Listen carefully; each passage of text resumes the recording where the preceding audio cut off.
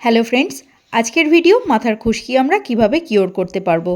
শীতকালে এই সমস্যা এখন প্রায় প্রত্যেকেরই। সাদা সাদা মরা চামড়ার মতো মাথার ত্বকে আটকে থাকে এবং চুল আঁচড়ানোর সাথে সাথে এগুলো চুলের সাথে ঝরে পড়ে। তাই আজকে একটা scalp treatment hair oil prepare করেছি, যেটা না শুধুমাত্র খুশকিই তাড়াবে না, হেয়ার গ্রোথ স্টিমুলেট হতেও হেল্প করবে। এই অয়েলটা বানানোর জন্য রেডিমেড কিছু ইনগ্রিডিয়েন্টস আমি এখানে ব্যবহার করছি।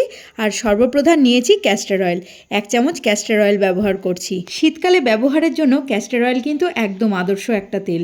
নিয়মিত ম্যাসাজের ফলে ব্লাড সার্কুলেশন ইনক্রিজ হয়, আর তাতে কিন্তু হেয়ার গ্রোথও দারুণভাবে হয়। পরবর্তী উপকরণ আমন্ড অয়েল বা বাদাম তেল। আমন্ড অয়েল ভীষণই লাইট একটা অয়েল।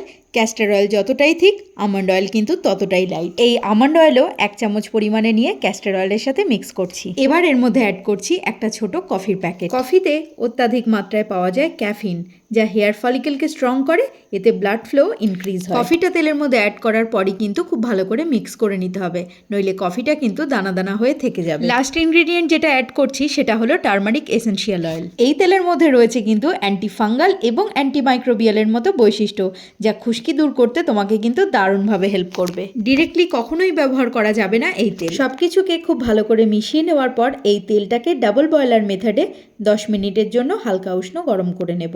এবার পালা অ্যাপ্লিকেশনের। তার জন্য চুলটাকে খুব ভালো করে আগে আঁচড়িয়ে নিচ্ছি। এবার ফিঙ্গার টিপের সাহায্যে এই উষ্ণ গরম তেলটাকে মাথার স্ক্যাল্পে খুব ভালো করে মালিশ করে নেব। এই তেলটা তুমি এমন পরিমাণে বানাবে যাতে তুমি 2 থেকে 3 বারই ব্যবহার করতে পারো, তার বেশি নয়। কারণ এটা যদি তুমি বানিয়ে অনেক দিন ধরে রেখে দাও তাহলে কিন্তু হলুদ এসেনশিয়াল টারমারিক এসেনশিয়াল অয়েলের যে গুণাগুণ সেটা কিন্তু ধীরে ধীরে নষ্ট হয়ে যাবে, তার বেনিফিট কিন্তু তুমি পাবে না।